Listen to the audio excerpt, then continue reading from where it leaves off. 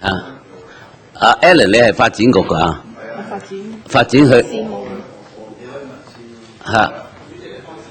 OK， 我開始咗，幫佢哋嗰邊開始翻出嚟，好冇？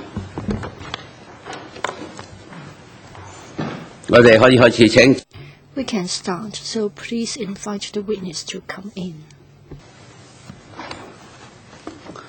今日調轉咗，今日唔係，間房唔同，係喎，上堂係。改啊間房，咁咧調轉啊嘛，啲記者話影唔到啊，湯生。影唔到啊？上次嗰間房啊 ，OK， 角度唔得，所以。好，唔該，邊個排名啊 ？Paul, Gary Chan, 吳亮星 Kenneth, Alan, Raymond Wong.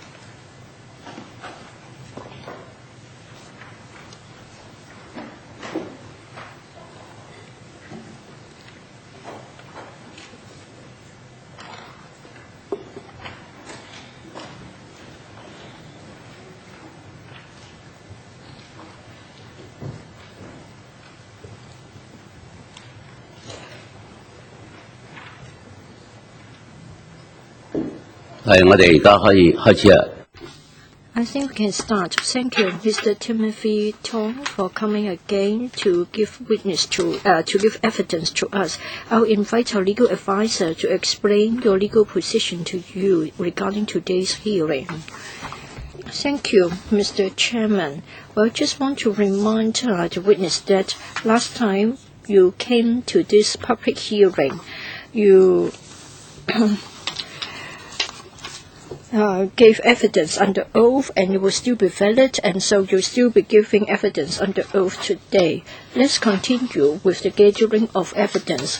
The first to ask questions will be Mr. Paul Chair, to be followed by Gary Chen, and then Leung Sing, Kenneth Leung, Alan Leung, and then Raymond Wong. In that order. Paul. I think 10 to 15 minutes each, so that you can be more detailed. Mr. Tong, please answer the questions today directly, and so please be more focused in your answer. If necessary, if you want to talk to your lawyers, please apply to me. But then your lawyers cannot scribble on notes to you or talk to you, whisper to you. Are you clear? Yes. Paul. To facilitate Mr. Tong, let me recap a few questions that we asked before the break. And Mr. Tong, you said that in recent years it was our strategy to make greater use of the Internet in terms of manpower resources and in terms of expenditure newly incurred. I think you referred to that last time. Mr. Tong, you said that since there was such a need, and therefore on the one hand you said that you would be repackaging and retrain certain manpower. There's a matter of internal deployment. And then you also said that you needed a different sort of manpower. You needed IT people. So in fact, which answer is more appropriate? Mr. Tong, as to whether there was an increase in manpower and as to the concrete changes, I am not quite clear about that, but then the approach was that we would try to be more sort of positive. Mr. Chairman, can I try to be more proactive? Can I sort of cite an example? Well, for the assistant director, and there was a change of personnel. It was a collective decision. We engaged someone who was very experienced. He was from outside. He came from an NGO, and the approach might be different, so we would like to bring in somebody with a different outlook so as to let us look into the matters in greater depth, and when appropriate, we could get help from outside. Is the question answered? Yes, because we do understand his approach. Last time this question was asked, but we didn't get a clear answer. Mr. Tong, last time you said that with the admission of China to the UN organization in relation to corruption, you said that there was an increase in workload. I want to know whether there was a high-level research report so as to decide on having more cross-boundary or international work. Yes, on various occasions, we had an exchange with our advisory committee. But as far as I can recall, we didn't actually have it done in a very organized way. Say, for example, having a dedicated paper for the sake of joining the UNCAC. It was in the year 2006 that we joined. On various occasions, we did talk about the promotion of the work. I consulted the committee members, and also at a meeting, I also talked about the concepts as well as reported the progress to the CE. In other words, it was informal. There wasn't a paper. There weren't any records as far as this approach was concerned. But you felt that there should be a major change in the direction and approach of the ICAC. Mr. Tong, there wasn't a thematic discussion. But I want to point out that after joining the UN Convention Against Corruption in the year 2000, that is a year before I joined the ICAC annual reports already mentioned this aspect. No paper. Well, in fact, we didn't have a dedicated paper, but then in different papers, in different sections, this was indeed mentioned. And then for the Center of Anti-Corruption Studies, I want to know whether this CACS was one of the way to go about it, and it was set up under your leadership. Yes. Can I also add a point? Other than going in this direction, we also had this aspiration. We thought that the center would help at the international level, and we hope that we could rely on the experience of the ICC. We have the experience of the theories, and we have experience which has been proven. So we want to put them together to generate better results. I heard some evidence that the center has stopped its work as of now. Is it right or not? I don't think this is the case. I think it's still ongoing. You mean the Center of Anti-Corruption Studies? After I've left, I haven't returned to ICAC, but I suppose it is still ongoing. It is still in operation. Maybe you can put this question to the incumbent Commissioner, Mr. Pei.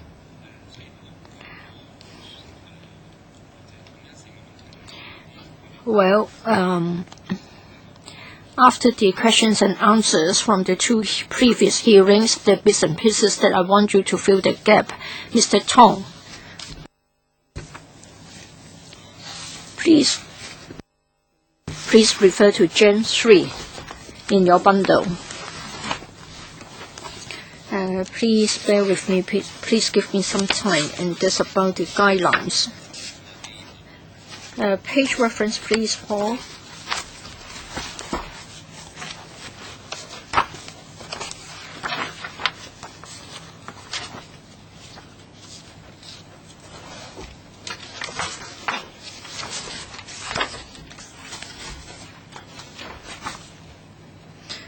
That's about the Commission standing orders.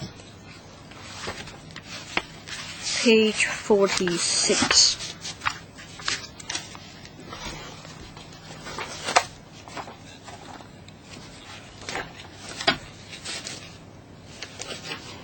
Commission Standing Orders, Part 1. In relation to items 4 and 5,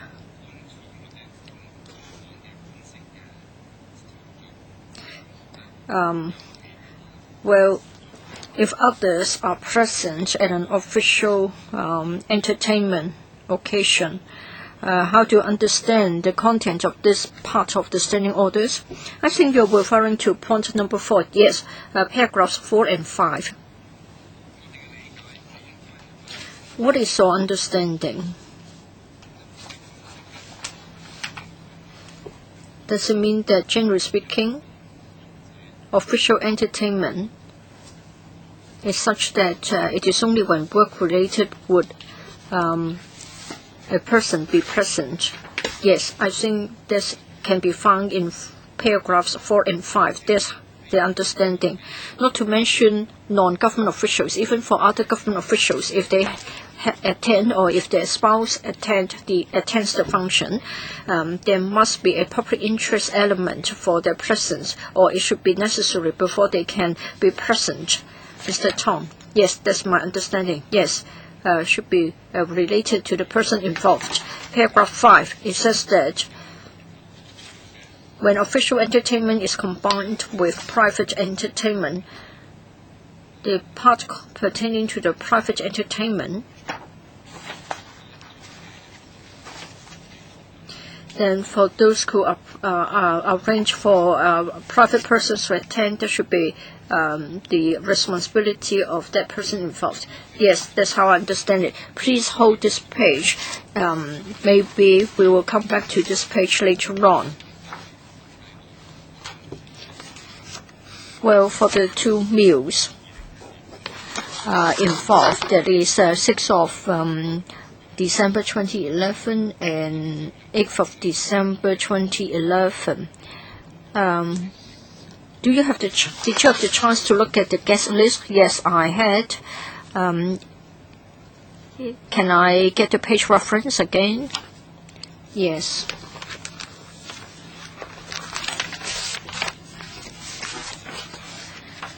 Paul, can you direct us to the relevant page reference? Jan 3.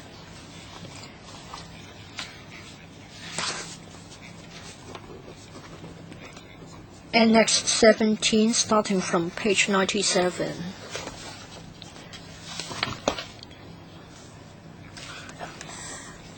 Pages 97 and 98, they are the English and the Chinese version. And then there's about the list of persons attending the dinner on the 6th of December. From 97 to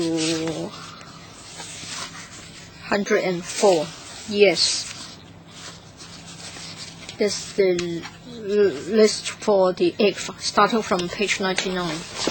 Well, you would agree that for the list for the first dinner, the guests appearing on that list also present at the dinner on the 8th. Mr. Chairman, I want to do it one by one. Can you confirm this? Can you answer this question first? Can you confirm it is for the 2 evenings? So is the question as follows. That is, the same persons appeared on both the 6th and the 8th. Well, let me talk about the nature. As to whether somebody was invited to the 8th but they didn't turn up. But I think basically the same guests were invited to both. Yes, I think you can take my word. The same guests appeared in both the list for the 6th as well as the 8th. I want to know whether there is a special reason for a short space of 2 days you invited the guests to appear on both occasions. Is it because they were members of the organizing or the preparatory committee? For the 6th, they have an additional duty. Some of them were in the organizing committee. Others were the adjudicators. I think one of them was the vice president of the IAACA, and he could share with us a wider perspective. Well, when I go down the list, of course, the majority of them are related to anti-corruption work, but some of them, at least on the face of it, did not appear to be related to corruption prevention work. So can you sort of highlight those? Mr. Tong. Mr. Chairman, let me have a chance to glance the names. Let me assist you. Please refer to those that you think are not related. 56 to 58. Number 56 to 58. Yes, I can see 3 of them. Can you sort of tell us the reason for their attendance? Yes. Number 56. Yes, you can give the name. Number 56 is Mr. Liu Cheng-sing. He is a member of one of the committees of the ICAC. He was the chair of the complaints committee of the ICAC. Number 57 is Mr. Liu Cheng-kong. Mr. Chairman, as far as I recall, when we at the conference, there was an opening ceremony. I think they attended, and then they made it a point that they were interested in our conference, and I think that's for the reason. 58. Number 58.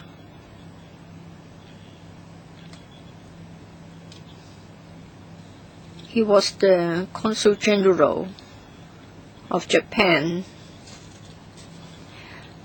Well, during the conference, on the occasion, I mentioned this dinner to him. At that time, I thought that if there was a greater participation on the part of Japan at the UNCAC or the IACA, it will be good. I can't recall whether he attended or not. Well, it is the list of guests invited, not the attendance list. Well, Japan, at that time, I thought that despite being a regional power, wasn't that active in the work. 個廉政公署嘅常規，即係第46版嗰度咧，似乎係咪好似嗰個演繹啊，個闊度都幾大喎，即係由你自己覺得佢有興趣咧，就可以邀請佢。雖然我哋講嘅係好細嘅數目，不過我講原則嘅問題，即係嗰個可能同你熟啲，或者可能覺得我都好有興趣反貪污。我相信香港大部分都係反。係，of course, they are mostly concerned about corruption prevention, but you only invited one chairman of one of the committees, so you have a lot of flexibility. Why did you think that you did not have to follow the standing orders? And that is for guests which are not there for official business, you should make up the difference. Well, I was thinking that if their presence could assist in the work at hand, that's what I wanted to achieve. That's my consideration. Isn't it very wide, very loose? Anyone who is interested in the anti-corruption or corruption prevention work of the ICAC, then you can just invite them, whether they are your buddies or they play sports with you. We just want to know how you implement your commission standing orders. Well, these people were not just interested. They could play an important role in the promotion of our work. That's the best answer you can give? But that was what I thought. Did you decide on the invitation list, or was it proposed by your staff and you make a final decision for such a large-scale event? There was some discussion. There were recommendations from staff. As regards to these 3 guests, I think it was my idea. But there was some discussion among us. Although they are it's put down as special guest of commissioner, special guest of C, and no other official title is mentioned. If this is the reason that you invited them, it's Mr. Liu Chang-sing. It's a bit embarrassing. Well, it's not embarrassing. You're talking about a fact.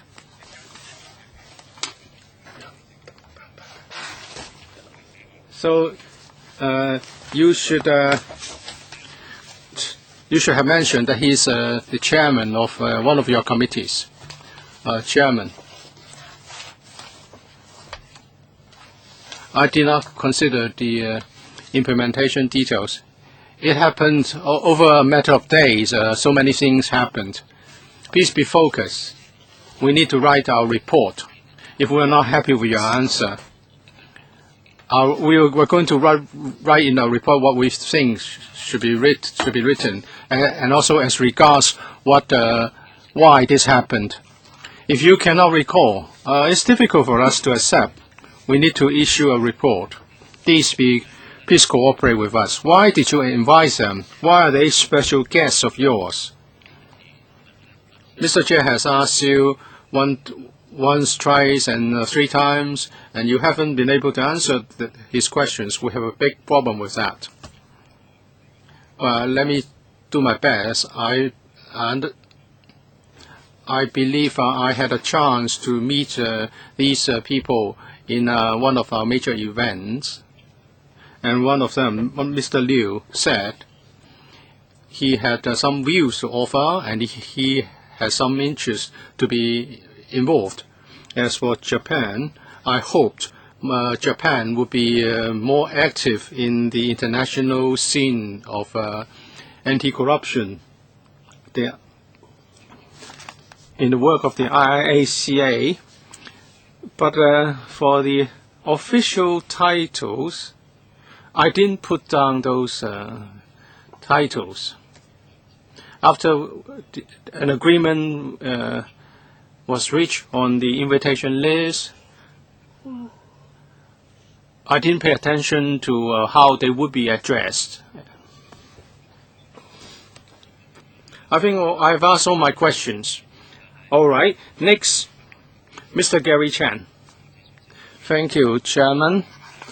I'm going to ask questions on in relation to 2 parts. Consumption of wine. There will be some follow-up questions.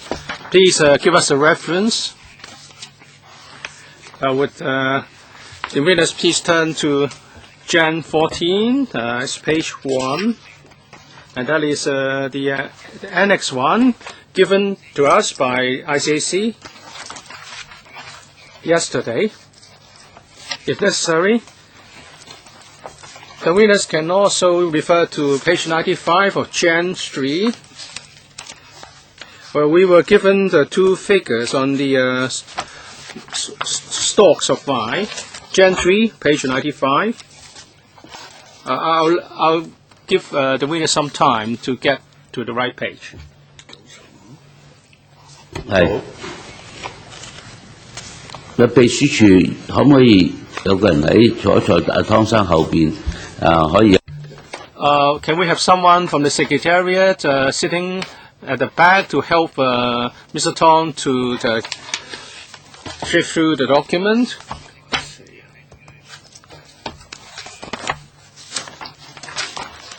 As we can tell, before Mr. Tong assumed the post of commissioner, there was no stock, no wine, no hard liquor was purchased. But after Mr. Tong assumes the post of commissioner, or even now when we have Mr. Pei as commissioner, a lot of liquor was purchased. I've counted that it's about 1,000 bottles.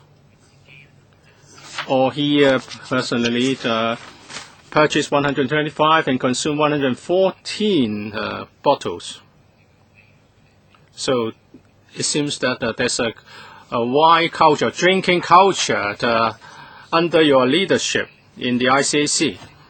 In 07-08, 280 bottles of wine and 33 bottles of hard liquor were purchased. And in 2012-13, under Mr. Pei, 137 bottles of wine were purchased, but no hard liquor was purchased. In the recent couple of years, the quantities are particularly high in terms of stock of wine. That's why I refer to this as an apparent drinking culture. So, Mr. Tong, at present, we've only got the numbers or the figures about the wine stock kept by the community relationship division and the corruption prevention division. Have they been? Have other departments been drinking no wine at all? If they have to entertain guests, where did they get their wine?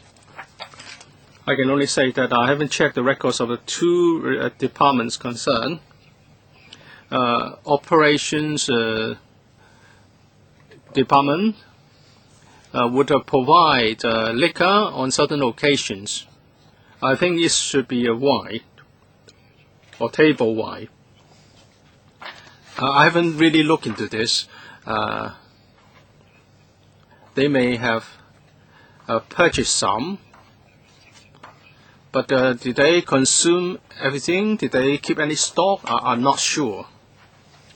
I'm talking about operations department. In their departmental activities, that they would do this. As for crime prevention department,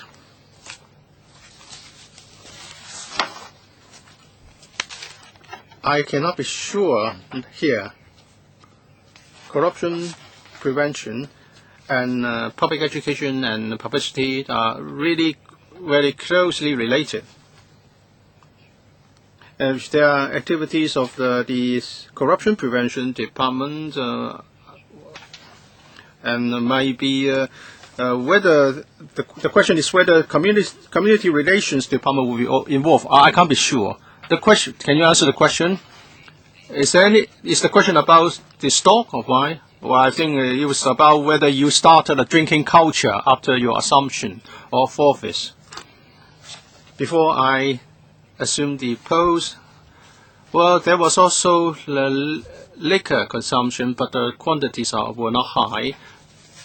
After I assumed my office, compared to the past, the consumption increased. And you can see from the record, it's a significant increase. Maybe some members have made some calculations. 114 hard liquor on average 2 per month. It's a question of point of view if it's a lot or not. In the recent years, there were more entertainment activities. Mr. Gary Chen, let me follow up. Mr. Tong said for operations department, they might also have consumed liquor. Stocks, they have stock.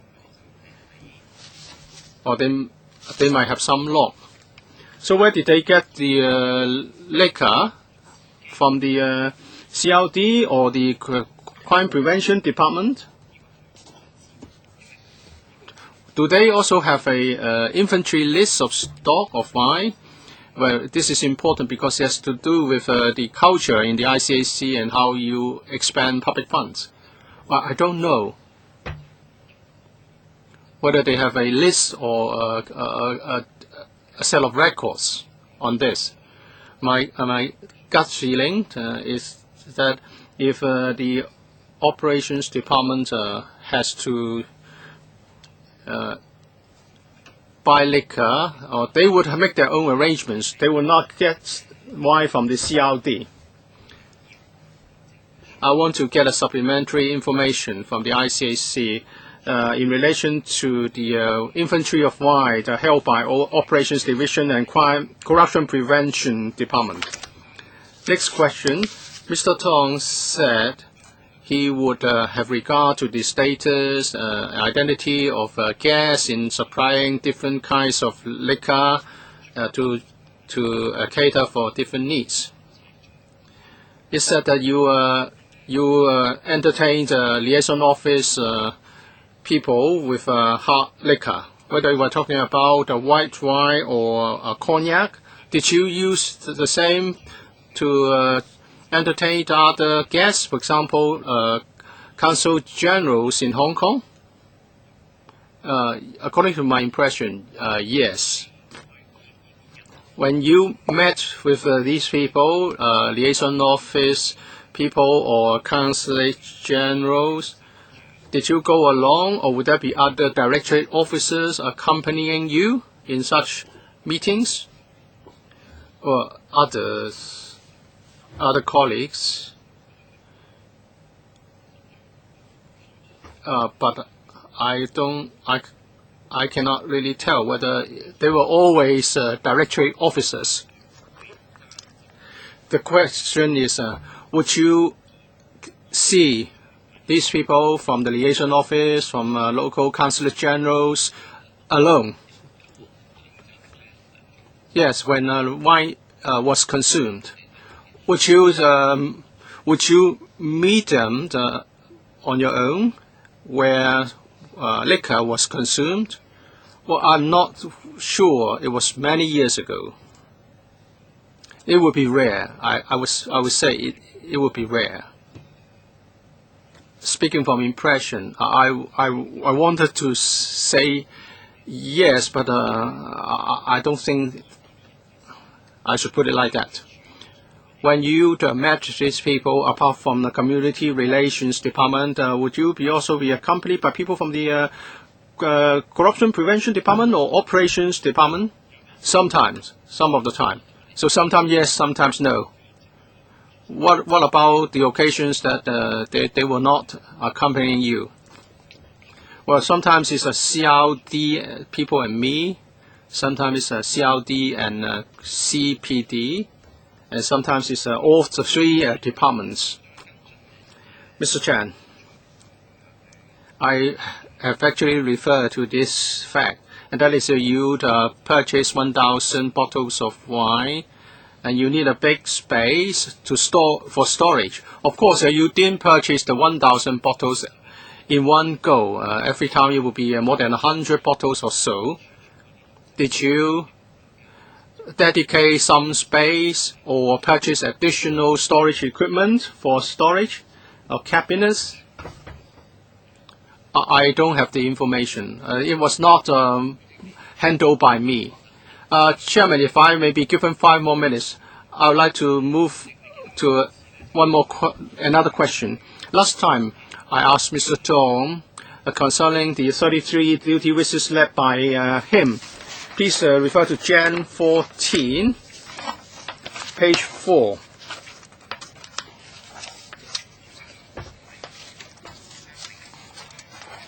Duty visit and of expenditures, most of them, according to the table, are work-related. But for some, the expenditure was high and, in my view, inappropriate. So I would like to seek clarifications. For example, page 4, first visit. The 21st of January to 22nd of January 2008, a visit to Samjan. 25 colleagues went to Samchan for 2 days. The expenditure was 110,000, so it's 4,000 plus per officer. Why? A visit to Samchan for 2 days would incur an average expenditure of 4,000 or so. Page 4.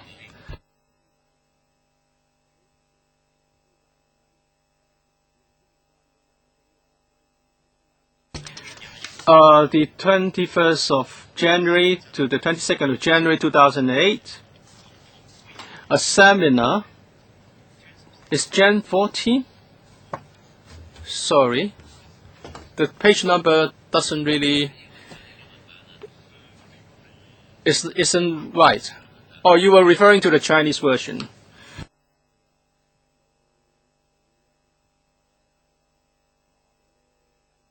Yeah. Oh yes. Now I know.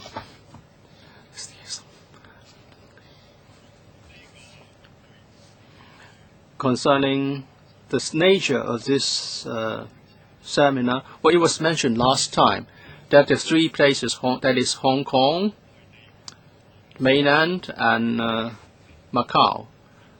The supervisory department of these central authorities, and there was an agreement to have a tripartite meeting, and that's also the first of a series of meetings. We sent more directorate officers. Why do we have to send so many people to the seminar? Let me explain, Chairman.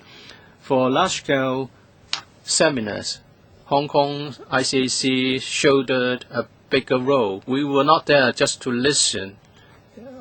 Actually, we provided speakers, thematic discussion. For the thematic discussion, we provided speakers, and we act as repertoire to the report back.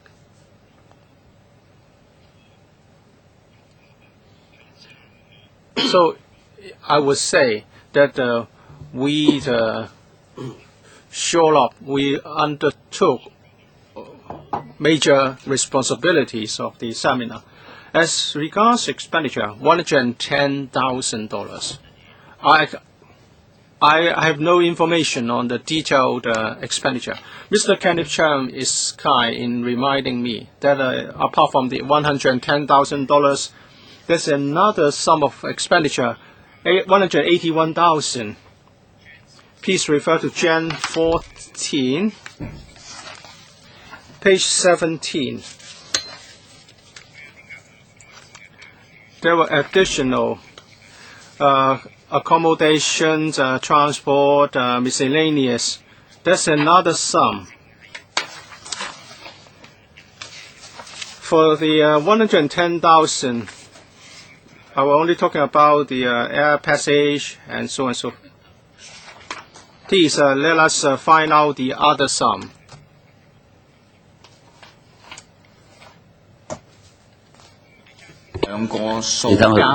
If we put these 2 amounts together, let's wait until Mr. Tong has found the page.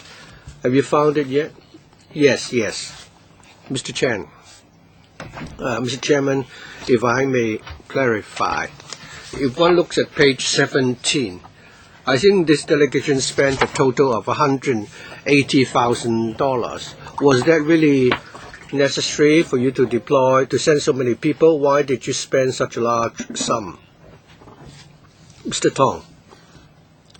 Well, in practice, breakdowns of this amount of expenditure, without the ability to look at the details, I wouldn't be able to answer your question.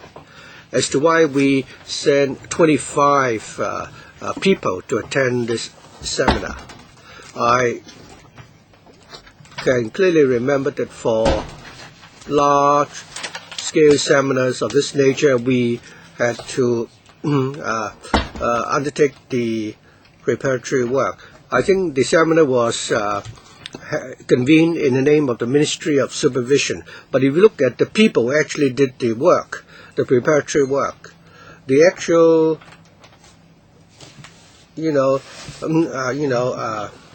teaching and the speaking at workshops were done by such people. Well, would there have been any staff which couldn't really needed to attend, or and also could it have been possible for two of your staff to share one room as far as accommodation is concerned? I've not considered requiring two staff to stay in a single room.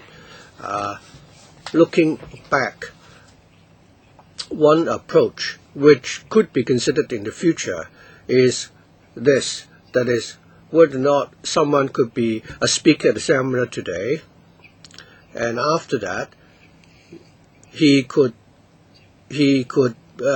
work as a repertoire. So if one person were to undertake two tasks. Chairman, I'd like to ask one more question. Could the witness please go to page 7 of Gen 4?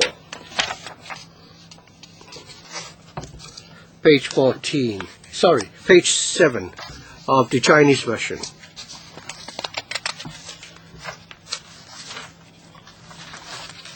The heading, please.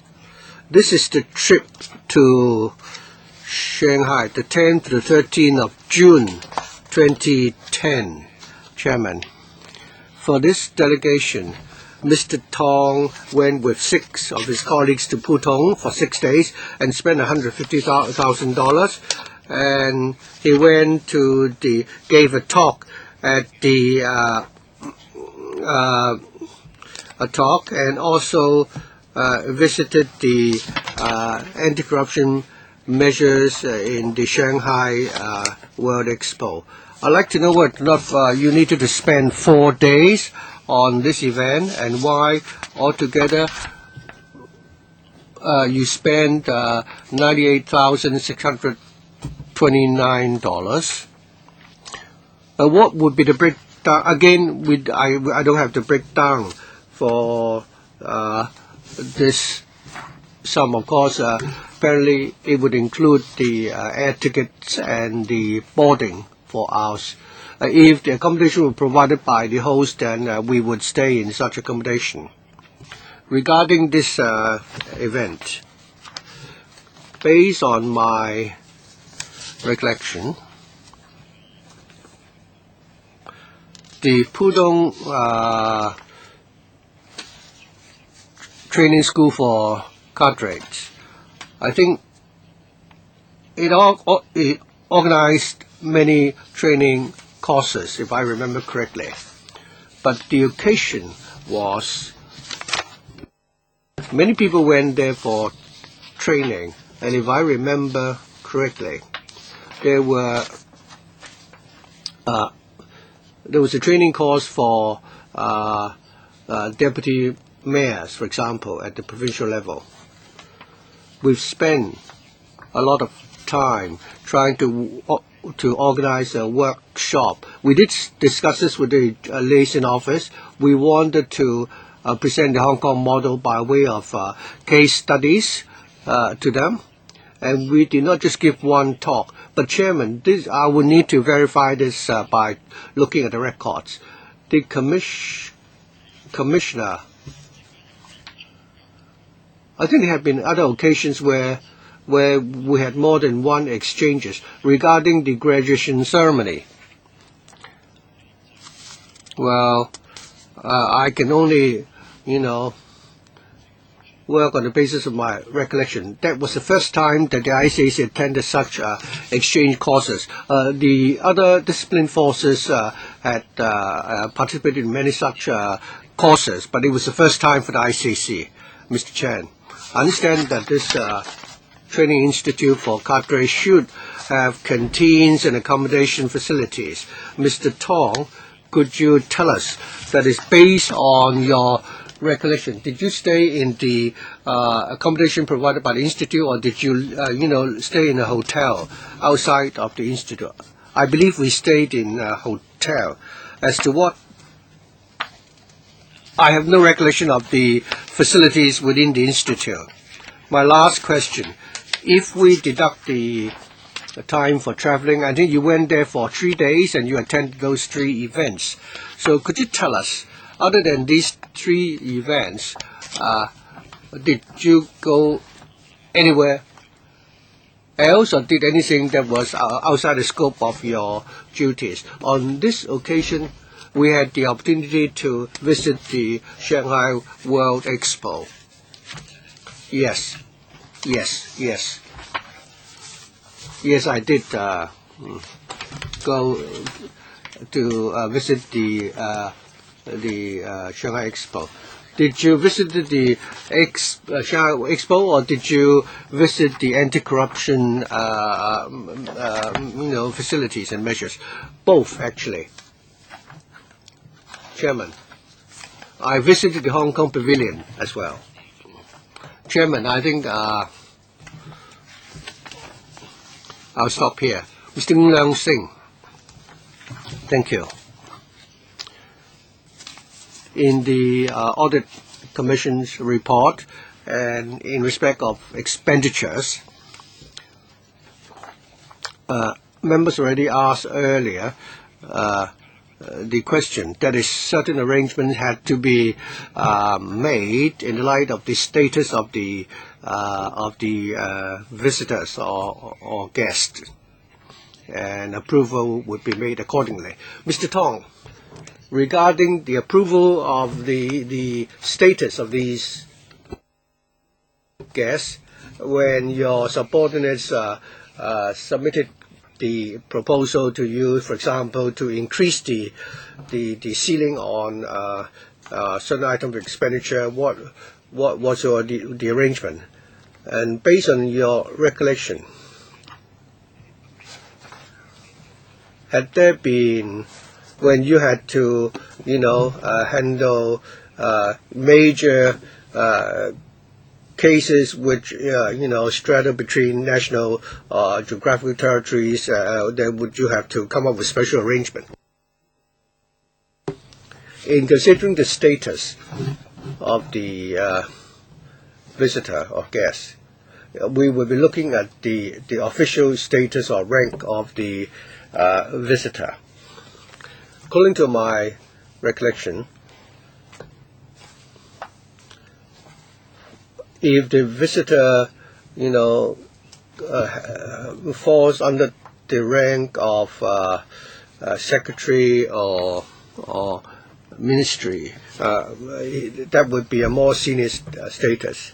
Anyone above the ministerial rank, I would consider them to be of the status of national leaders.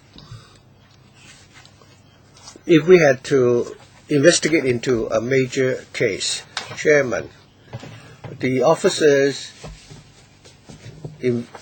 responsible for investigation may not have a very high rank. The person actually doing the investigation may not have a very senior rank.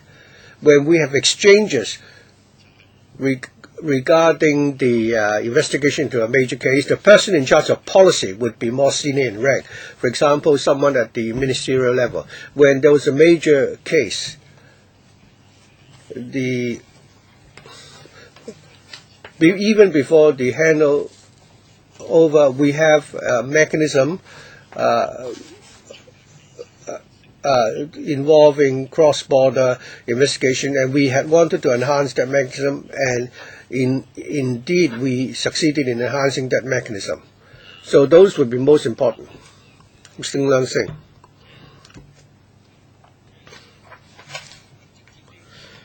Now, to put it more directly, when you arrange for these visitors or guests, when a major cross-border case was involved and you need to make preparations and you would need to, that entertainment might be required. I would like to add that it would affect the mechanism for cooperation, but not the investigation into the case itself. we wanted to, ensure that there would be this mechanism for cooperation. I'd like to go to Gen 13, which was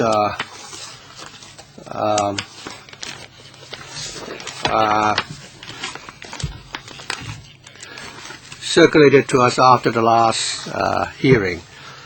This is actually a speech by Mr. Simon Pei, the Commissioner. And regarding it's a supplement regarding the presentation of gifts on involving official duties, and in paragraph 6, page 2, Mr. Pei said that after the review, the ICAC has already tightened the criteria for the presentation of souvenirs. So, Mr. Tong, when you exchange souvenirs with other organizations and when you present personal gift to guests and visitors, were there any criteria? And if there weren't, what was the basis of your consideration? Mr. Tong. Chairman, I don't have any specific paper, so I can only comment in general.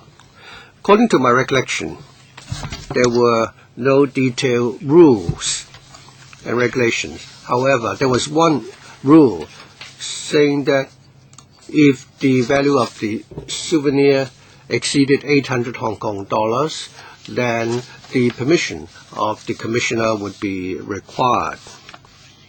And if the value was below that amount, then the approval by the commissioner would not be necessary. Yes, Mr. Ng, I would like to follow up on certain reports by the media. They suggesting that the gifts that you had received might have been very expensive, but they could not be used personally. Instead, they were paintings which are hung on the walls of your office worth $100,000 in some cases. So in these circumstances, of course, this is normal, but if you need to return the gift to the if they give you a souvenir of such value, would you need to reciprocate by giving a souvenir with a similar value? What was the criterion? According to my recollection, the most expensive souvenir or gift the ICAC ever received was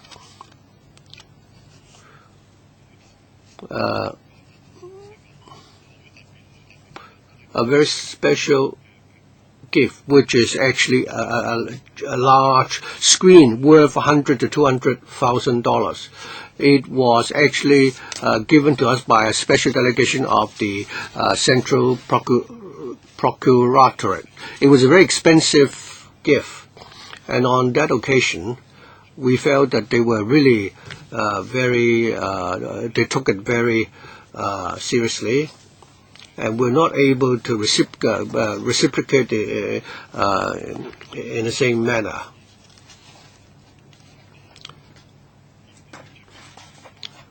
When we met with the delegates from the Central Procuratorate, we wanted to do something to show our gratitude.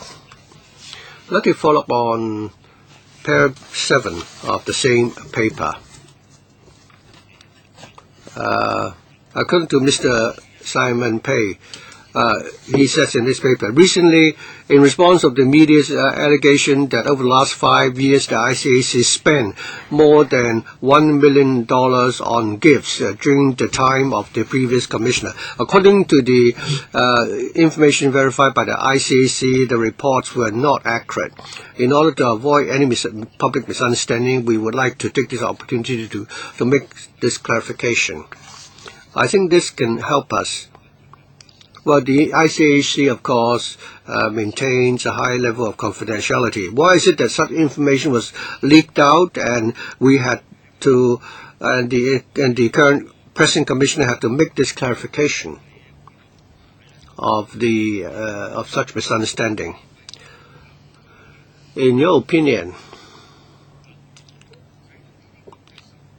were there loopholes in the ICAC resulting in such information being leaked out? Mr. Tong, according to the reports by the media, I cannot rule out the possibility that there were such loopholes, and I believe that the ICAC should look into this. Chairman, if I refer to paragraph 7, I believe that the media, I quote here, the ICAC has spent close to $1 million on gifts which during the days of the former commissioner. I think this is not very clear. And according to this paper, the amount was not $1 million. It gives the impression that the former commissioner gave away many gifts and souvenirs, but in fact, they were souvenirs such as keychains and ballpoints given away during the time when I was the former commissioner. So I think the message here is it's misleading and vague.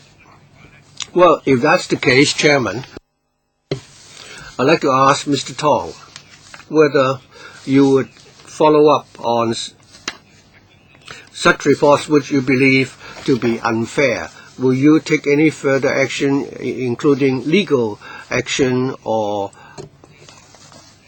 to clarify such allegations? Mr. Ng, that would be... could you tell us how this is relevant to our inquiry? We're talking about these gifts and souvenirs. If the money were properly spent on these gifts and souvenirs, it would mean that they were necessary at the time when the former commissioner was in office. But if it's not the case, in other words, you have not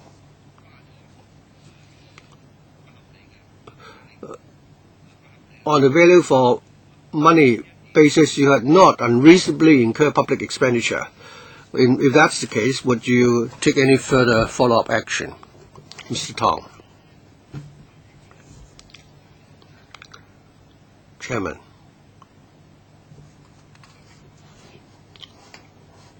To answer Mr. Ng's question, I have actually read many reports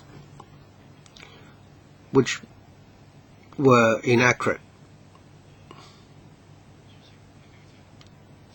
Chairman, I will try my best to answer questions from the PAC directly. But as to how I should deal with these allegations, I would need to first consult with my legal advisor. For these gifts and souvenirs which were given away, was it the case, as reported, that they actually help you personally and you benefit from that in terms of no, that would not have been possible. The question is whether or not that was the case. No, our motive was to, if there's a friendly gesture on the other side, we wanted to reciprocate. That was the position of our commission. Mr. Ng, there was a report, and this is related to entertainment. I want to know whether you would or you had attended entertainment occasions and you brought with you non-ICAC officers with you.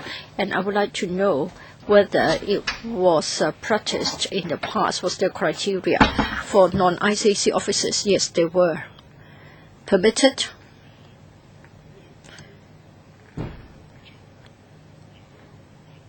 Is work-related. But at that time, the capacity was not an ICAC officer. Did you actually have a criteria, or the commissioner had the right to consider whether it was appropriate to bring with him a non-ICAC officer? At the time, the consideration was that it was related to the work then. Mr. Enlisting, last question. Jan 10. Liaison organizations between Hong Kong and the mainland. Page 39 of Jan 10.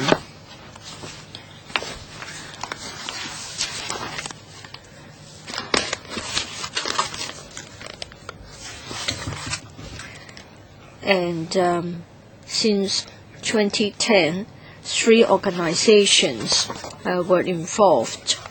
The second one was the Beijing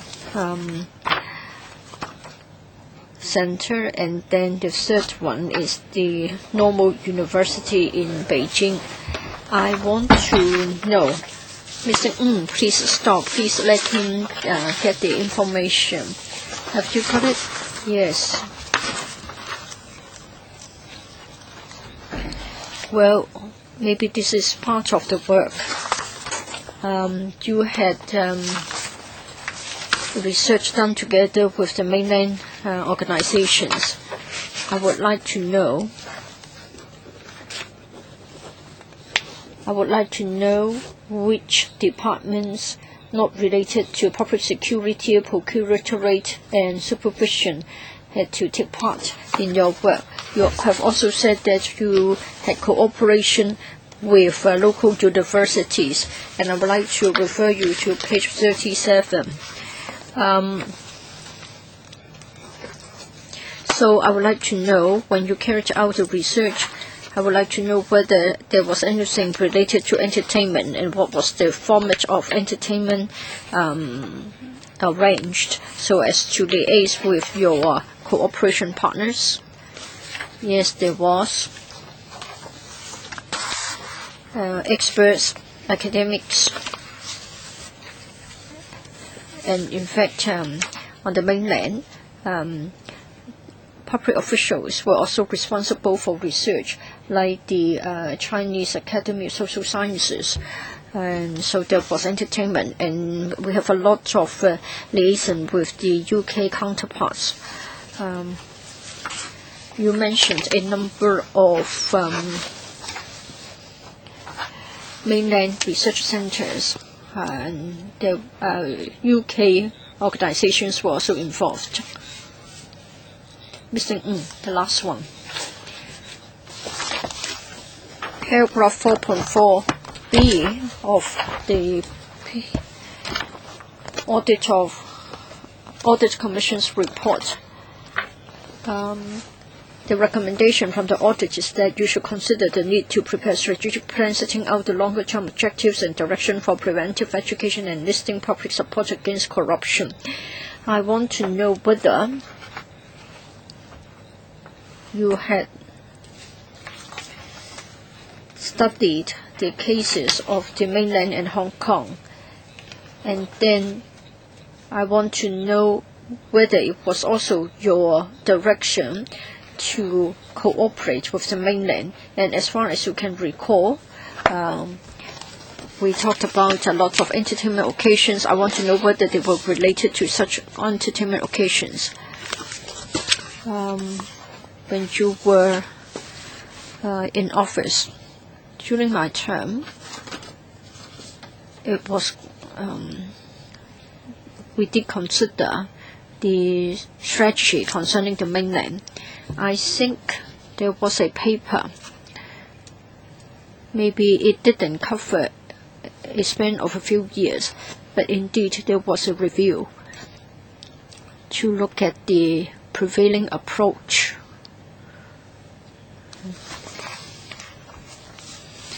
So there was a consideration, there was the research and entertainment, of course. We extended the coverage of our contacts, but then it was in relation to public officials and also public organizations accounting for the majority of the entertainment occasions.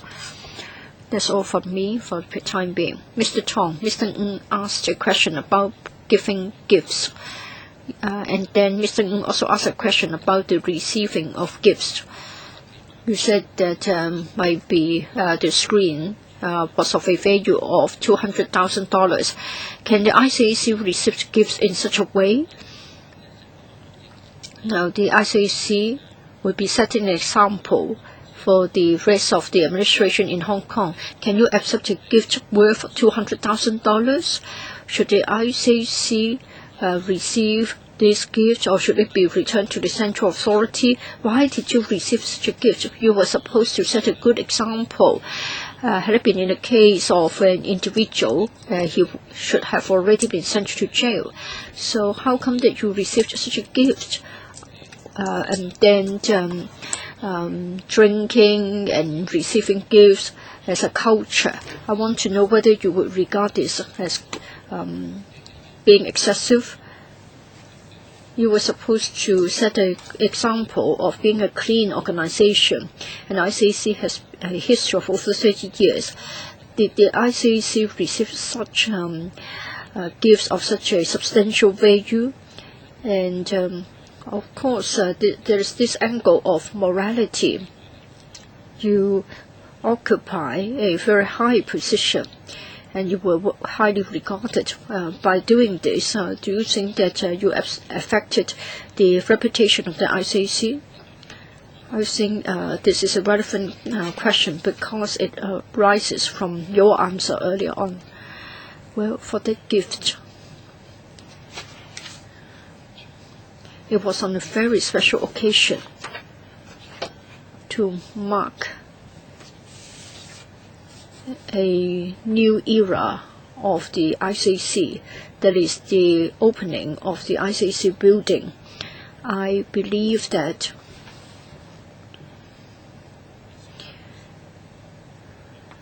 this is like at the time when the Special Administrative Region was set up, different provinces and municipal cities presented gifts to the SAR.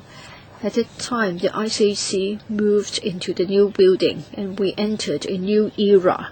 So it symbolizes the work of the ICAC as well as the Supreme People's Procuratorate. I don't care about that other part. I just wonder if such a valuable gift should be received by the ICAC and kept in the ICAC.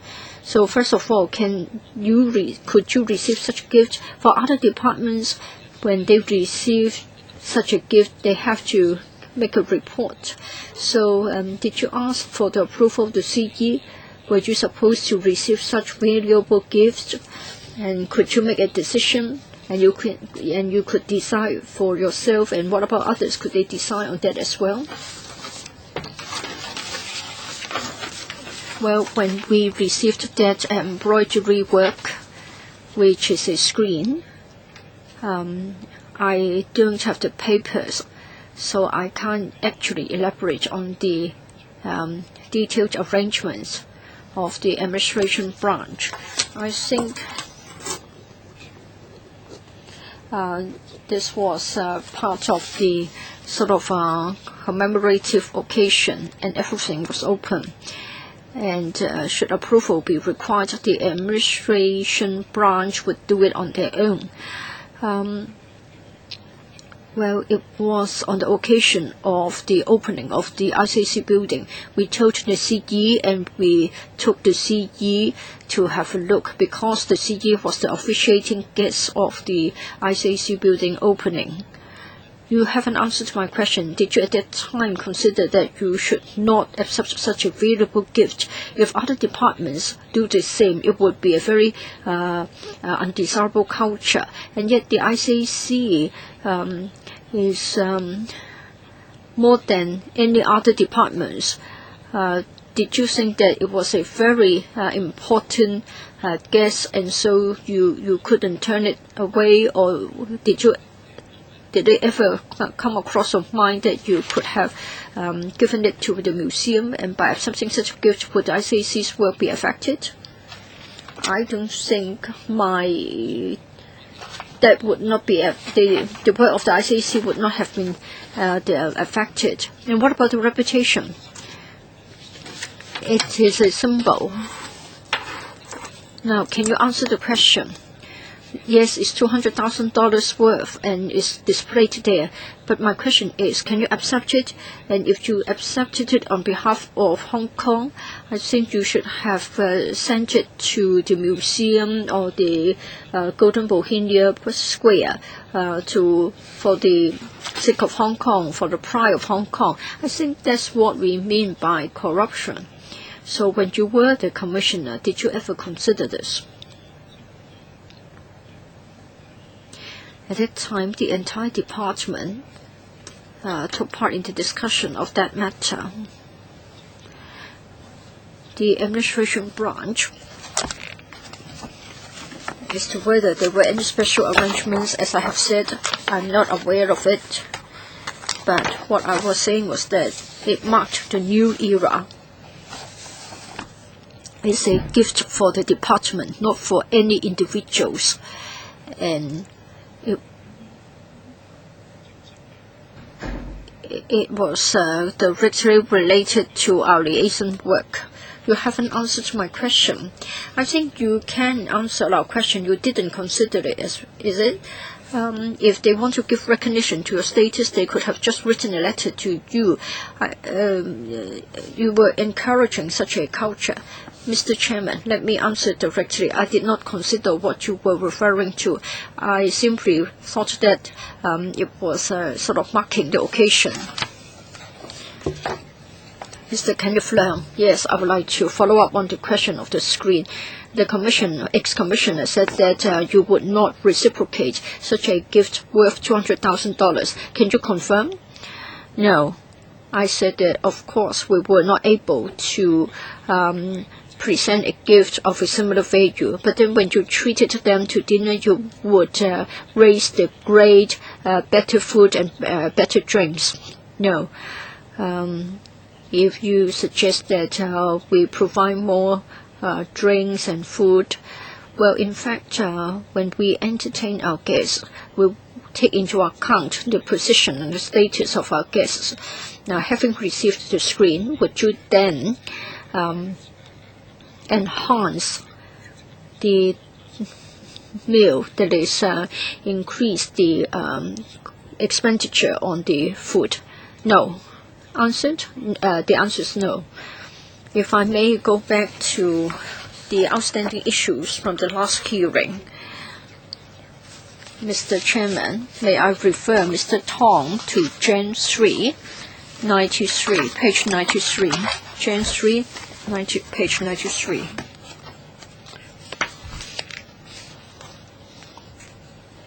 Uh, 94, sorry.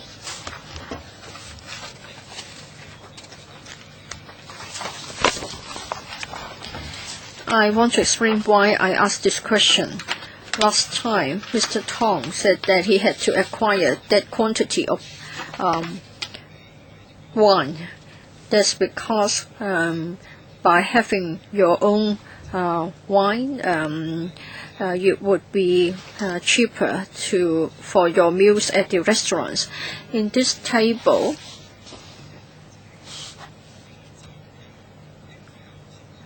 well, there are about 12 items.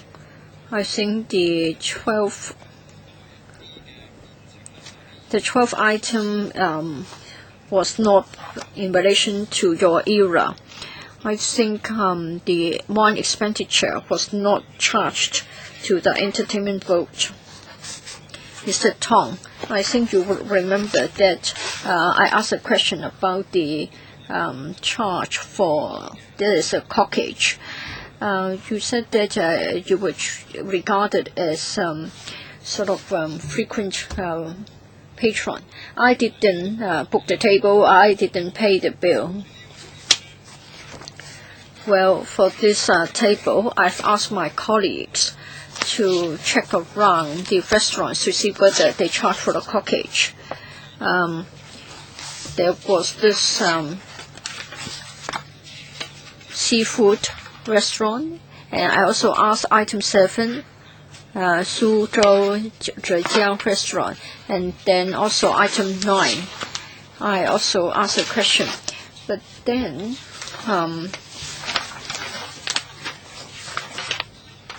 we were told that it had to be a frequent visitor, and with the approval of the manager, could they waive the cockage. And then for Harbour Grand Hotel, they said that they would not waive the cockage. And then for red wine and white wine, 350 per bottle, and for Chinese liquor or Chinese wine, $500 each. So if cockage is not indicated, I find it strange. Would it have been omitted by your colleagues when they prepared this table, Mr. Tong? As to how the record came by, I have no idea. Well, if the restaurant is to charge the cockage, I think colleagues have to pay for it, and I think it has been paid. I don't see why a restaurant would waive the cockage just because it's the ICAC patronizing them.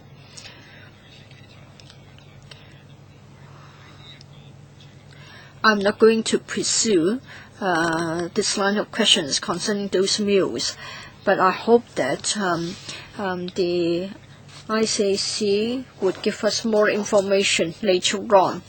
And then I want to go to Gen 10, page 12. Gen 10, page 12.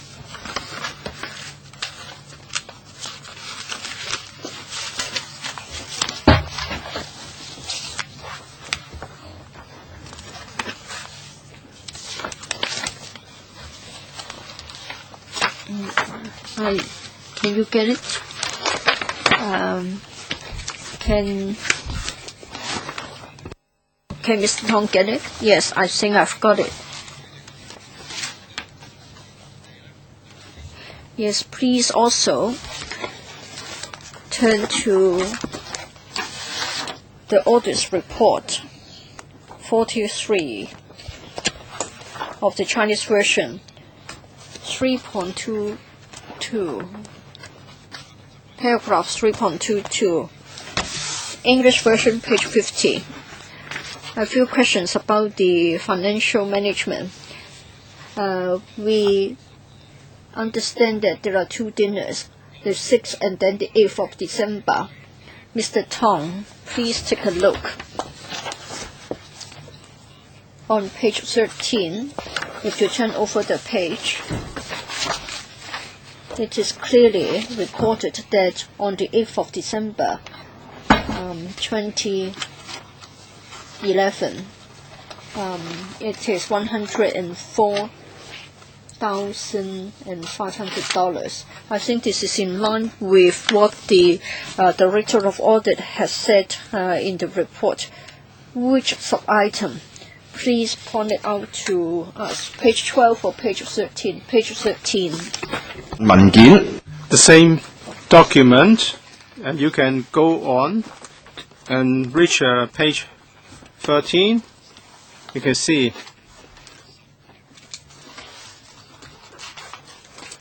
that is an activity for all the participants. 104,500, which is also referred to in the audit's report. But on the 6th of December 2011, 08. There's no mention of that entertainment or that expenditure for the dinner on the 6th among the 1.73 million. Can we get some assistance from the Audit Commission or Director of Audit? Can you help us? The dinner on the 8th of December was organized for all participants. As for the 6th of December, it was a special dinner occasion hosted by the Commissioner. So the accounts of that dinner are not shown here. Maybe I can defer to my Assistant Director. If members are interested in knowing where we can about where we can find the account for the 6th of December, we can refer to Gen 14, Appendix 10, Gen 14. There's a long list, and item 54, that is in relation to the dinner held on the 6th of December 2011. So a question for the Director. Is this a standard accounting practice? And that is some entertainment can be found in the expenditure for the event, and some are found in general expenses. Is that a general practice? But there's no hard and fast rule or standard.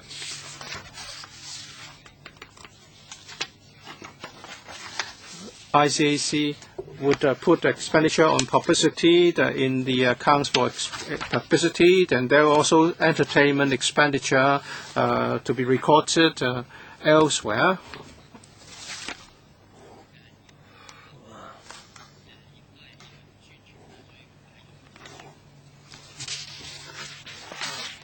So some of the items are put under entertainment, and some under other publicity or publicity items. Actually, in 3.23, paragraph 3.23, that's what the ICAC told us.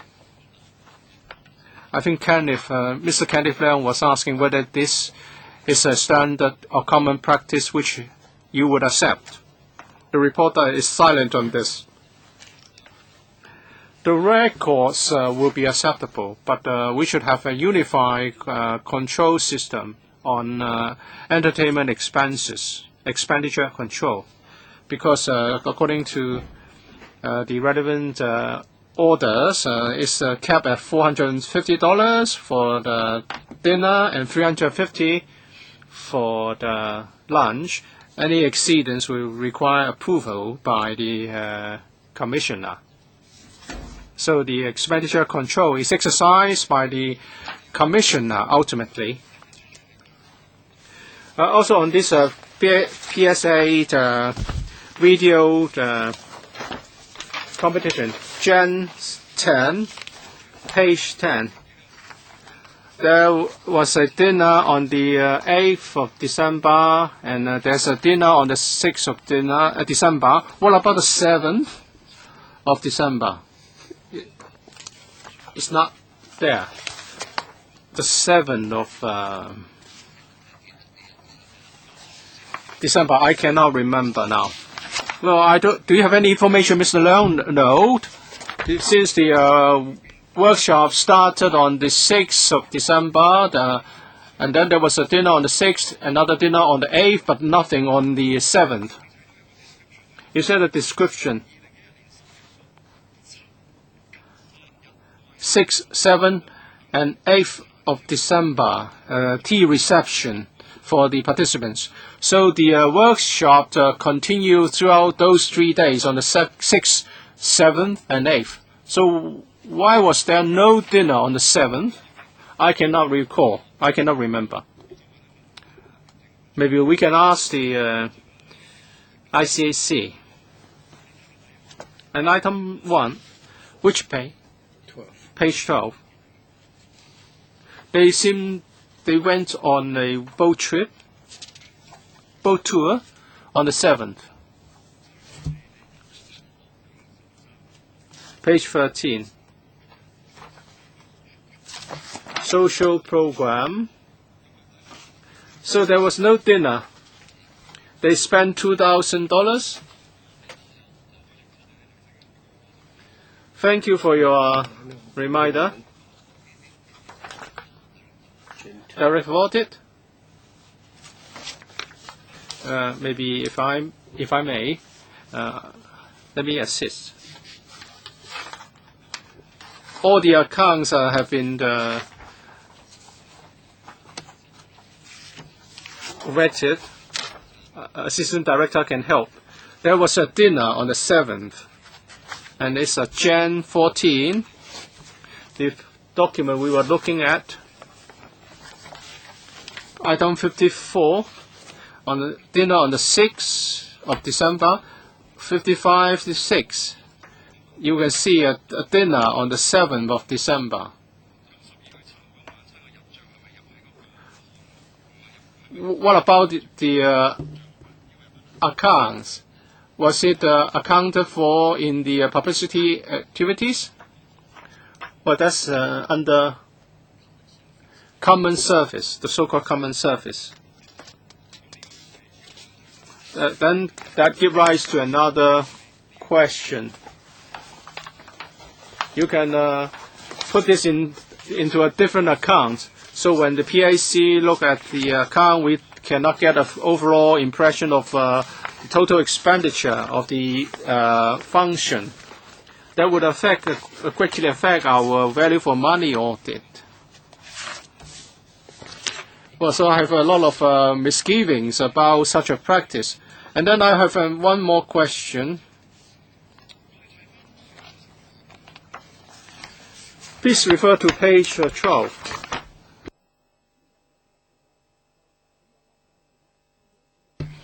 You can see an art $12,007. 44 adjudicators, overseas participants went to Guangzhou. The workshop was held in Hong Kong. Why? Oh, was it 44 and no one else going to Guangzhou for this particular function? Well, we mentioned a number of documents. So which document, please? Jan 10, page 12, in handwriting, page 12 in handwriting. Again, International Anti-Corruption, PSA, video competition and workshop, the consolidated budget. Which item?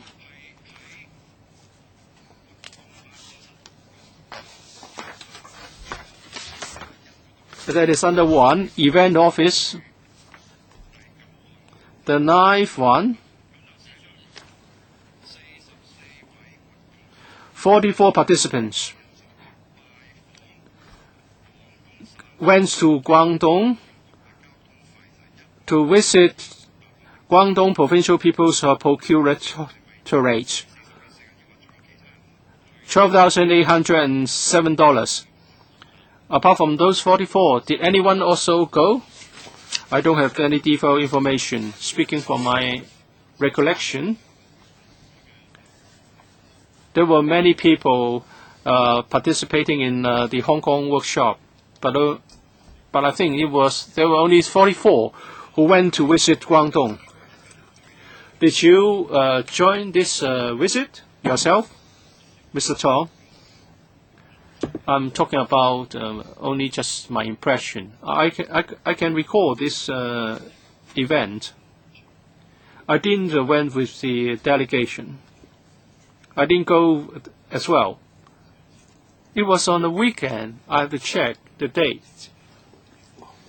For that weekend, I had other arrangements, other activities to attend to.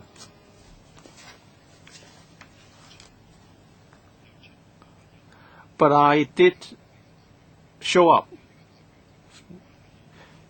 The delegation went on a visit to Guangdong Provincial People's Procuratorate, and they met the Procuratorate General. I showed up, I would say.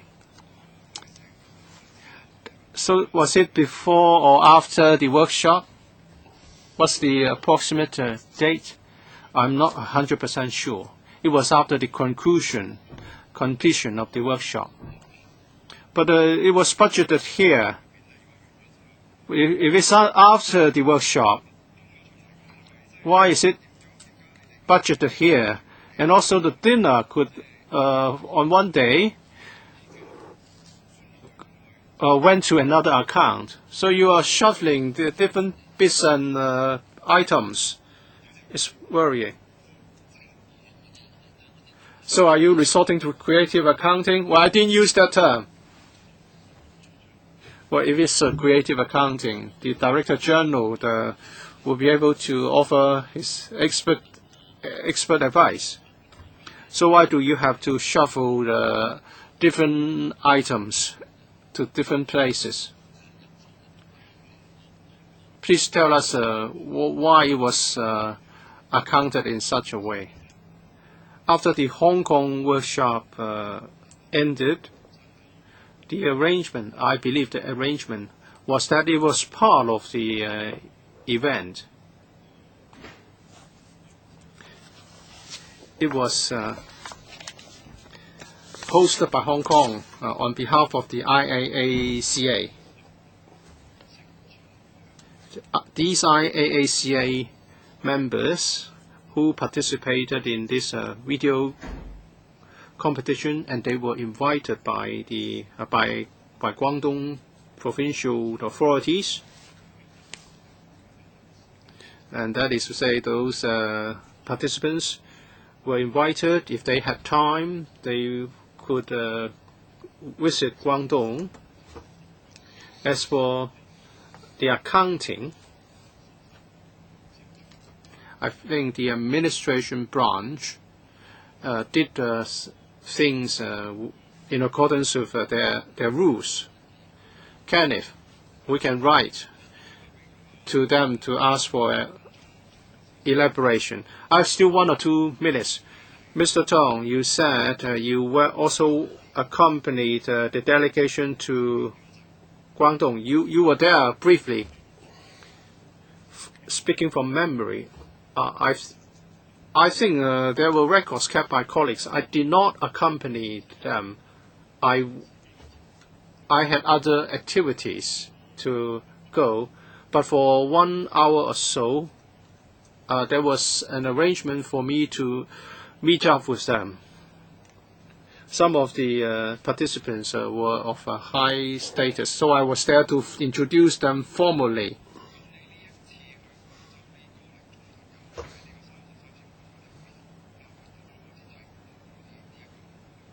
But for the list of 33 duty visits, it's not. This visit was not included. Please refer to Jan 14. Your 33 duty visits. Page 2, Jan 14, page 2, starting from page 2, all the way to page 11. Page 11. There's a list of your duty visits during your term. But this visit to Guangdong, for just an hour or so, did you obtain CE's approval? Did you comply with the protocol? I have to point out that of the 33 duty visits, this one is not included. As for this event, whether there are departmental records or whether we did seek CE's approval, I can answer this question now. I have to check some records. I'll defer to other members now. Mr. Allen Low. Chairman, when it comes to accounting, let me ask a follow-up question. At the end of April, the ICAC provided to us that information on the gifts given by Mr. Tong during his term. It was stated as 220,000, and on the 27th of May, the current Commissioner, Mr. Simon Pei, provided us with another figure. And he said that during Mr. Tong's term, the total expenditure on gifts was $724,000. And he also mentioned that the director, Madam Julie Mu of a CLD, and Mrs. Aoyang Wong Mei Fong of the administration branch were involved in deciding whether the food items should count as gifts. So for this, I would like to put this question to Mr. Tong. First, how was something accounted? Would it be up to you to decide, or would it be decided by Ms. Julie Mu of the Community Relations Department, or were the two of you that jointly made the decision? The way the accounting is prepared is done by the administration branch in accordance with the Commission's usual practice. Mr. Allen Leung, according to the latest information from the current Commissioner given to us on the 27th of May, it said that Ms. Julie Mu was involved in taking out the expenditure on cookies and not include that expenditure as gifts. So are you saying that during your term, Ms. Julie Mu did not participate at all in the accounting of expenditure on gifts? Well, the head of the administration branch is responsible for accounting. And of course, there's a need to communicate with the administration branch and also communication between the CLD and admin branch would be necessary, but I have no knowledge about the details. We're talking about Chapter 7, and that is on the 24th of May. The Commissioner agreed that when it comes to preventive application and enlisting public support against corruption, public means Hong Kong public. And the question was because of higher expenditure, there were benefits to be gained, and there were more publicity and work carried out.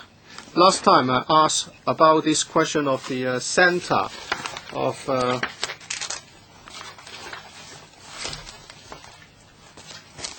this is a question about the Center of Anti-Corruption Studies. Some $66 million was spent during Mr. Tong's tenure. I was concerned about whether there was any misuse of public funds. When I haven't asked my question yet, I'd like to be more focused. To be fair to Mr. Tong, I'd like to go to page 34 of Gen 10.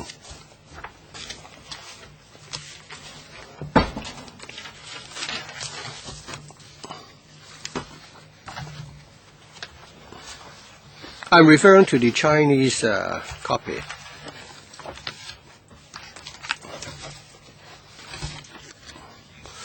Does the witness have the document? Yes, and the witness is reading the document. Chairman, I think if one refers to this answer, it's more clear. That is the Center for Anti-Corruption Studies was set up in September 2008, and Mr. Tong said that at the end of the preparation was started at the end of 2008. According to this answer, from the time the center was set up until January 2011, the expenses incurred by this center was charged under the account of the admin department. And then from January 2011 to August 2012, within a period of 20 months, it has gone to the Prevention of Corruption Department.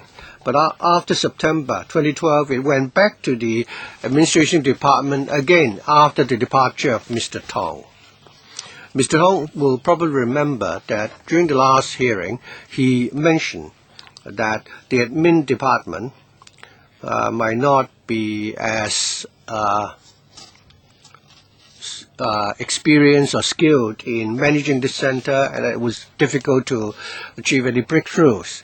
So, Mr. Tong, could you provide any reason for the PAC as to why initially during your term, during the last 20 months, it went to the prevention of the Corruption Prevention Department, and subsequently it went back to the Admin Department?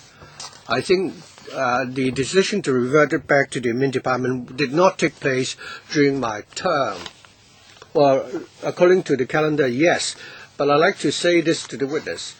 That is, originally during your term, the expenses incurred were charged to the Admin Department. And this is not actually, verified by your successor.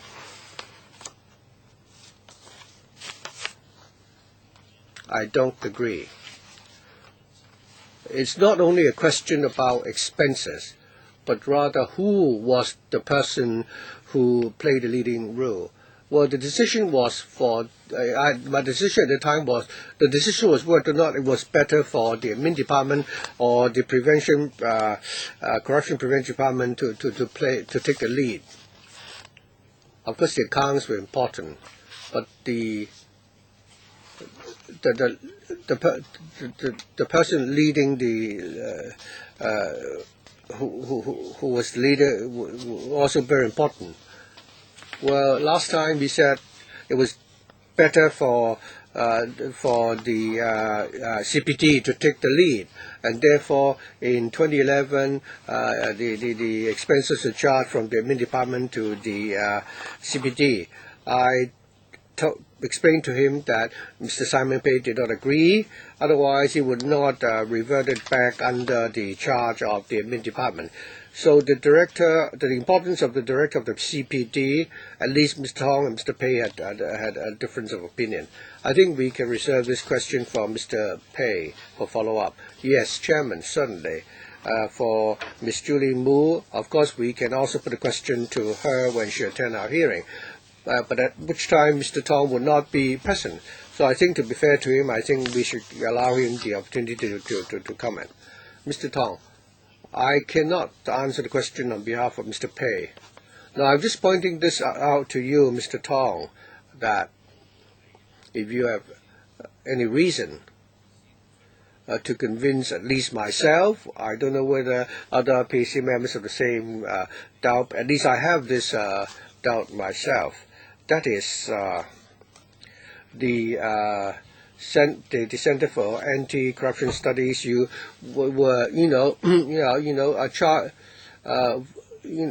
what you did was simply because you wanted to obtain the resources to do what you wanted, and what you did not achieve the objective of winning the support of the public for works that were done to prevent corruption. So I think it's up to you to decide whether you want to answer the question. Alan, perhaps you could ask him perhaps why he needed to charge the expenses into the account of CPD. Well, if other members or yourself want to ask that question, fine, but I think he already answered this question last time. While I'm on the same page, I'd like to ask another question. According to this answer, the CRD from 2009 and 2010 provided $930,000 for amendment on corporate governance, and why is it that it was the CRD which had to was the department incurring the expense, or why is it charged under the CRD?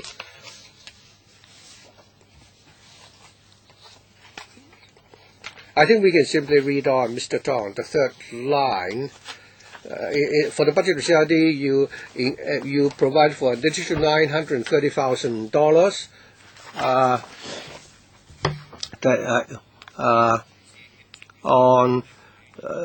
as the budget for the Conference on Collaborative Governance and Integrity Management. Mr. Tong.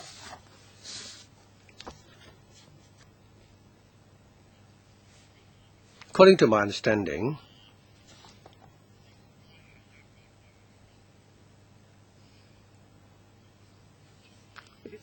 I think it was an event jointly organized by the two entities or departments. Regarding the ability of the CRD to organize seminars, they were more professional and they were able to provide such service. And as a result, the expenses incurred were charged under the CRD's accounts. Now, one can see that the Center for Anti-Corruption Studies, its expenses sometimes charged to the admin department. Sometimes it would be charged under the CPD's accounts, and then the amount were deployed by the CRD. Were you the person who made that final decision regarding how the expenses were to be charged, and was anyone else who was involved? Well, I'm very happy to have the opportunity to answer the question. It's absolutely not like what members have speculated. That is, whether or not we were making use of the expenses of the CBD and actually spend it on something which were not relevant on anti-corruption initiatives, but instead on personal purposes. The head of the CPD, and I think the chief investigating officer was someone with a professional rec. There were 5 or 6 of them, and the resources and the expertise could not be compared with other departments. During my term, I hope that the center could be a precursor or pioneer which could inspire new ideas about how we can fight against corruption. But since it had very limited resources, so in order for that center to play its role effectively, it had to work with the other departments. The other departments will have to seek its advice. The center only had a staff of 5 or 6, and they had to leverage on the help from other departments. Mr. Leung, has he answered your question? We're not very happy either if you are not answering the question. It's very simple. the question. We asked about cookies earlier, and now we're talking about the Center for Anti-Corruption Studies. The question is, how were the expenses charged, and how did you operate the center, and whether or not, also regarding the giving of cookies as gifts. Were you the person who made the final decision? Mr. Tong, simple question. Could you give us a simple answer? It was. It depends on the need, the requirements of the events. So we had discussions, and then we will discuss how the Center for Anti-Corruption Studies work with other departments. It wasn't my personal decision. All right. Regarding cookies, being a food item, would that be regarded as a gift? Did you take part in that decision? No, I did not. Alan. Say the CRD spent $930,000 on that seminar on collaborative governance and integrity management. Did you take part in that decision? The CRD was involved in this event, and I was also involved. So from January 2010, when the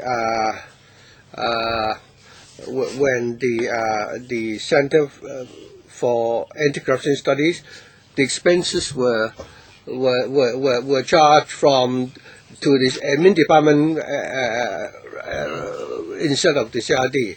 Or was it your decision? Yes. I think we'll let Mr. Leung to ask his final question, and then Mr. Leung can go until 11, and we can have a break, after which Mr. Raymond Wong, it will be your turn.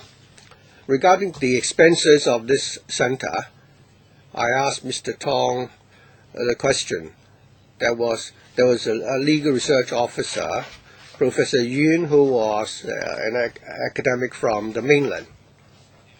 I did make my query last time as to how a mainland academic could actually advise us on matters of corruption when Hong Kong is so much ahead of the mainland in terms of the fight against corruption. So my question is that this Professor Yun was appointed for a very short period. For someone who could make such great contributions, and he's only worked for a year, and then you did not renew his contract. So in the whole, regarding the appointment of this professor, did you bypass the normal recruitment procedure of the ICAC, Mr. Tong? We follow the rules, allowed by the government when we made that recruitment. I remember that the ICAC had answered this very same question during my term. Members asked why he was appointed for such a short term. If this Professor Yun was so important and played such an important role, why did he leave after a year? I understand what happened. The department wanted to find a suitable successor, and the record would show that we did, try to find a successor, but to no avail.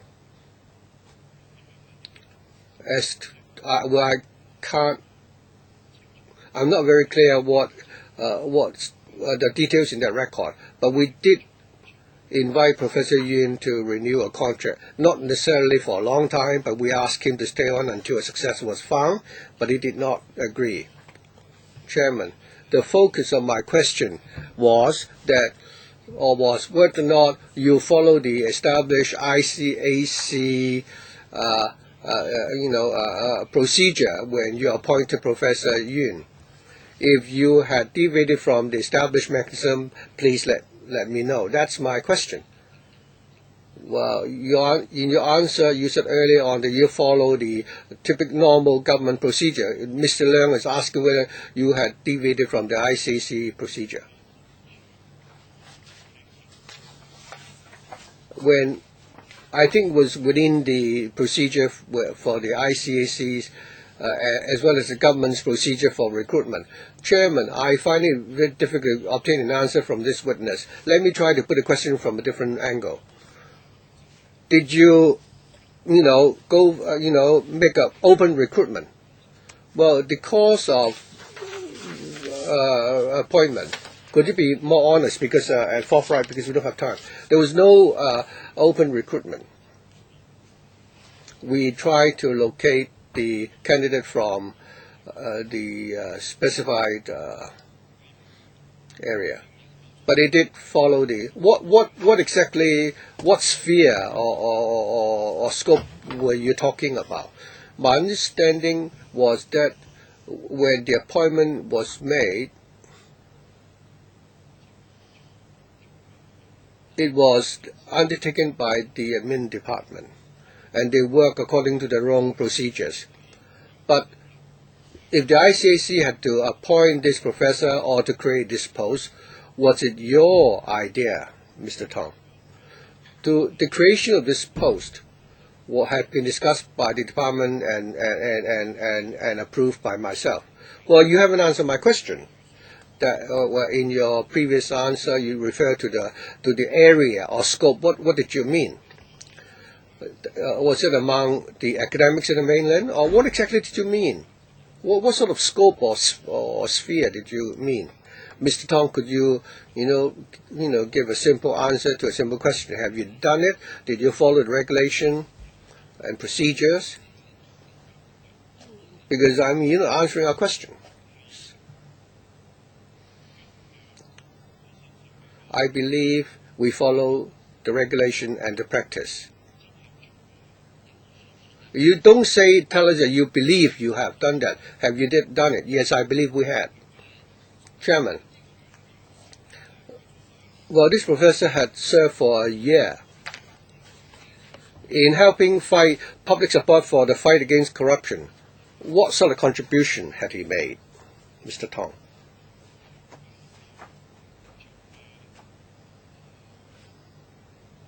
The many research projects that Mr. Yuen had done, some of those studies have been used by our departments in the course of the work. During Mr. Yuen's, while Mr. Yuen was in office, he also gave talks to help ICAC staff have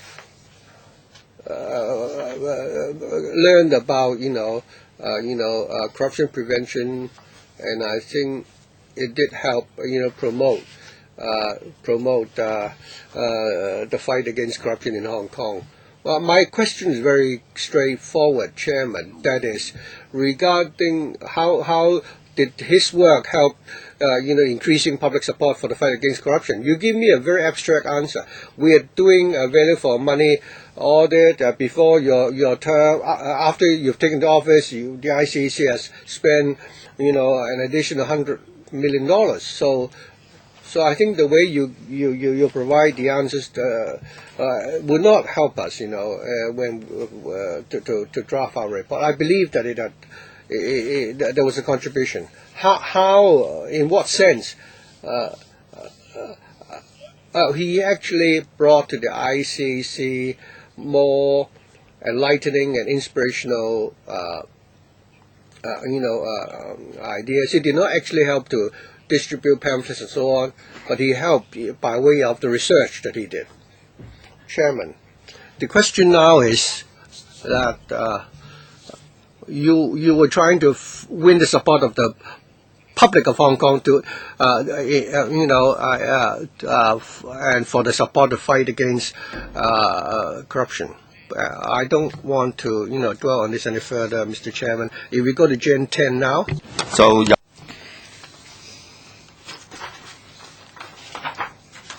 page 38 in the Chinese version, mention made it's about the completed projects for this Center of Anti-Corruption Studies. I just cannot see how any of them is related directly to corruption prevention and also sort of enlisting the help, except the last one in Part A, the applicability of existing anti-corruption laws in Hong Kong. I don't think Mr. Yuen can help. Mr. Chairman, in the Pearl River Delta region, in fact, we have many Hong Kong SMEs operating there. They will be concerned about the case of corruption. Please take a look of item 4 with the asterisk. It says that this research was carried out by local tertiary institutions after tendering, so not directly carried out by Professor Yuen. This center had a discussion of this. While members are interrupted, the Center of Anti-Corruption Studies, it serves the entire ICAC. It didn't come under the CRD in relation to expenditures. I believe that the CCS was not part of the report of the Audit Commission. Professor Yuen drew a salary of $70,000 to $80,000 for the completed projects. In which one did he contribute his efforts? Mr. Tong. Within his term, there weren't too many people in the center. During Mr. Yun's term, there was an expatriate, and there was also someone who seconded from the Ops department. There was always liaison and discussion among them. For such projects of substantial scale, Professor Yuen also carried out research in other fields, and he drafted papers, he completed reports, though they were not included in Annex 1. They were of much smaller scale, and they were for internal use. And in fact, I can make some references, and I could cite some examples. Yes, you mean you will supplement afterwards? Yes. When we assisted the mainland authorities in investigation, we had to understand their organizations. Did the center do that? Professor Yuen gave lectures to Ops department staff so that they could understand more in relation to the mainland organizations. And his research also covered many different areas in relation to the latest developments in anti-corruption work.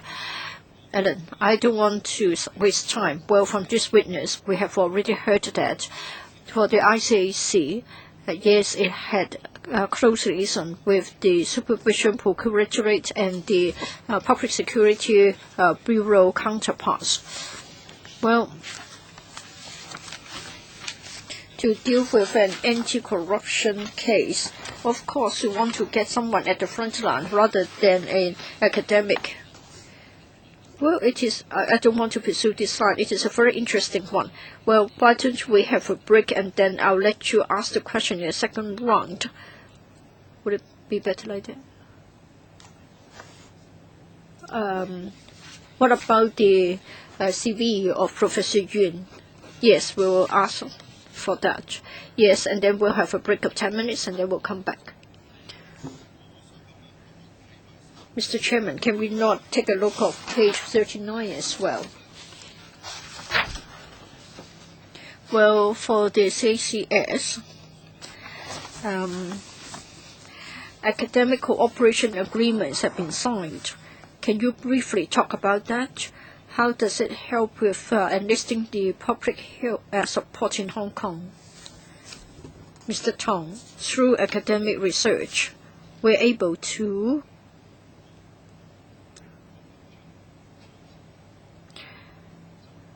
enhance the knowledge of anti-corruption work within the department. We don't just learn from local experience, but also overseas experience. When the CCS was established, well, I took part in deciding on the work plan. We would like to look at 4 major areas, and research was carried out into the 4 major areas and the 4 major systems, the UK system, US system, Hong Kong, as well as the mainland. Of course, we would also be interested in the work from other jurisdictions as well. So all along, we had tried to have more cooperation with counterparts, both overseas and domestically. But we don't see anything from overseas. We haven't got anything which is really overseas. Perhaps the witness is tired. Mr. Tong, if I may remind you that when you had our first hearing or the second hearing, I think Mr. Chair, our legislator, read out from the ordinance, the ICC ordinance in relation to your duties and how you should tie in with the work of Hong Kong as a whole. I think that's behind Mr. Leung's question. You are not able to answer the question. Later on, please make reference to the provisions in the ICC ordinance. So Mr. Leung would like to know how it benefits the public interest. So just want to remind you, a break of 10 minutes. The first to ask question after the break will be Raymond Wong. Thank you.